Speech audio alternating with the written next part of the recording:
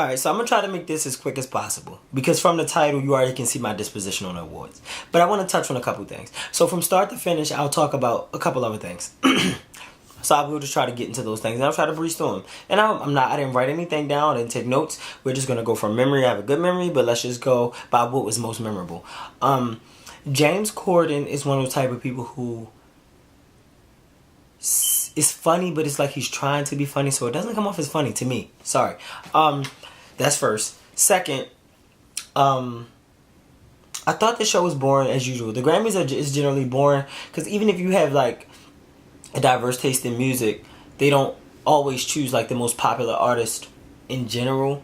So it's like you might got like a hidden gem here and there that you haven't heard of, which is dope because it brings exposure to everyone. But at the same time, I feel like personally, I don't miss the I don't miss a lot of the performances.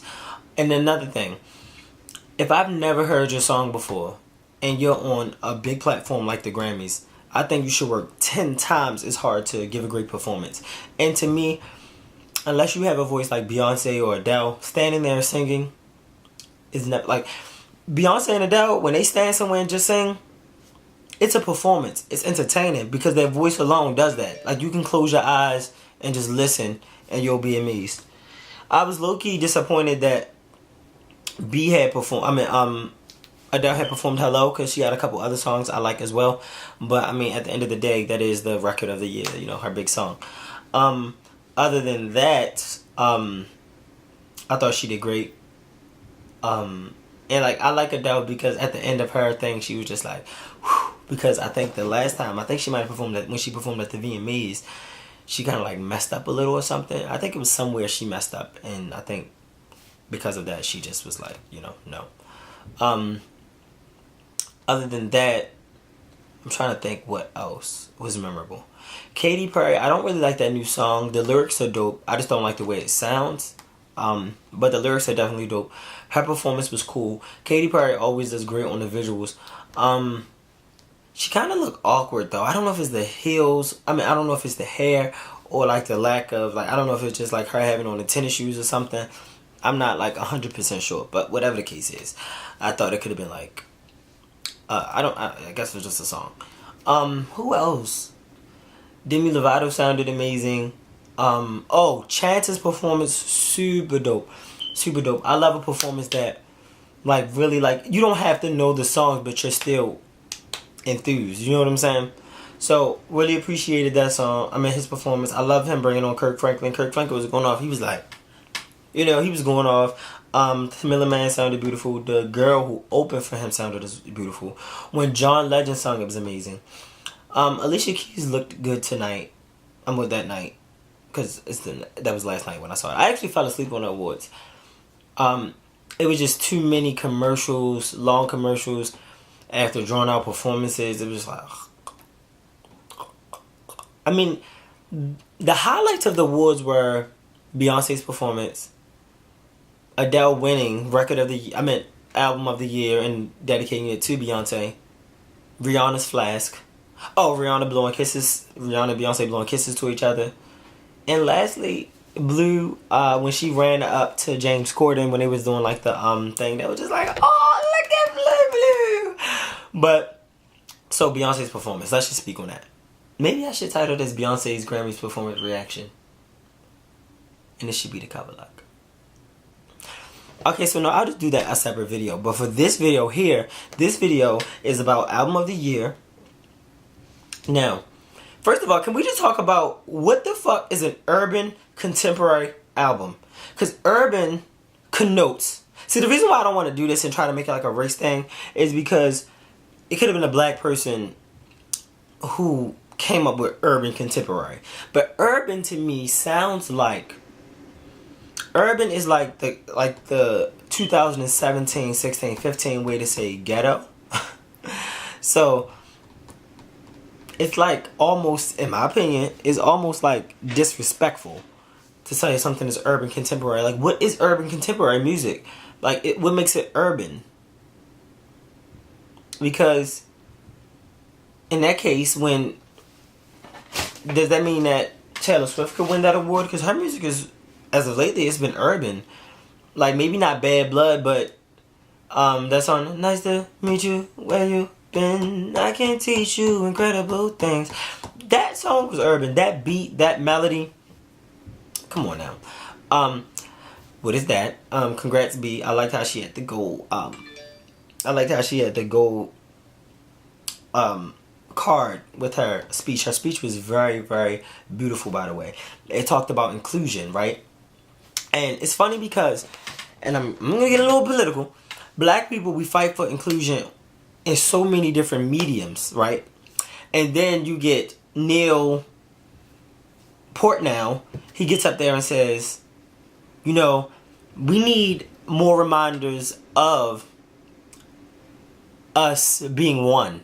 We need less. But to me, what he said was, we need less political statements. We need less political statements in the sense of things that separate us. And I think that might have been his words, something about separating these people. And I say all of this to say that to me, that's why Lemonade didn't win Album of the Year. Because one, they felt like it was too political. And, you know, sometimes whenever we ask for inclusion and we don't get it, so then we turn to empowerment, like, okay, let's just try to empower ourselves. Let's just work on us. Let's just be a better us. Let's just celebrate what we already have for ourselves. The second we do that, it's like, well, you're not including everybody, so I guess we don't like what you're doing because you're not including everybody. It's really like a Black Lives Matter versus All Lives Matter thing. And he got up there. I mean, I understand the message of, you know, being a human and loving everybody. But at the same time, if a Muslim woman wants to celebrate her hijab and a black man wants to celebrate his dreadlocks and a white woman wants to celebrate whatever she wants to celebrate, that was no shade. I promise you it was no shade. The point I'm trying to make is if people want to celebrate what they want to celebrate, it shouldn't affect anybody else. You know what I'm saying? Like, my happiness, my light should never have to dim for you. And I think that's exactly why Beyonce didn't win Album of the Year. Because it was too celebratory of a specific people. Even though the messages are so general that anybody can apply them to their life. So it's unfair. But the beauty in it is Adele knew that. Adele is a big fan of Beyonce. She has like a huge picture, and I'll probably put that here. It was on her Instagram. She's definitely a stan. She's definitely a part of the Hive. And this is like self-proclaimed. You know what I'm saying? So I don't think it's fake. It's been going on for a while now. So it's definitely one of those things where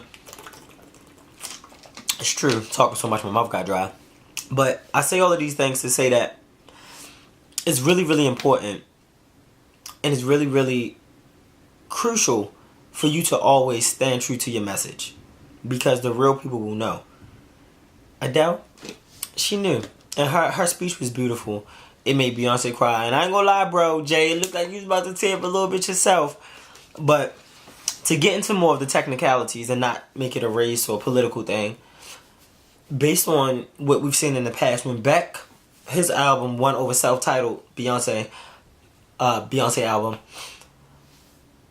a lot of justification on the internet was the Academy works on critical acclaim beyond their own opinions. Okay, so what's the main source of critical acclaim? Metacritic. Beyonce had the highest Metacritic score of all albums released in 2015 and 16, I believe. So, well, long story short, it was higher than Adele's. And not to compare them to, because I love Adele's music, I love Beyonce's music. Definitely two different types of music. But even Adele said it was somewhere she never went. It was not even just the visual aspect of it, but the actual album, the cohesion, the story. Like, yo, you can't get that nowadays. You know what I mean? And a lot of people want to take from the fact that she doesn't write all of her music. But you just said music is about everybody. You know what I mean? And the thing is, if you look at the process of writing music, the words really aren't always the most important part. Now, looking at the lyrics, like, I love lyrics. Lyrics are definitely my favorite thing. But what I'm trying to say is that when you really look at how songwriters write, like, I could write a poem, but to turn it into a song is the most difficult part. Beyonce is like the person who usually comes up with the melody, adds words to adapt it to be her own, from just what I've this is the way I'm interpreting it myself. And I just feel like the concepts are all hers. So Beyonce, this is from me and Adele. I've talked to Adele, and she said you won the award.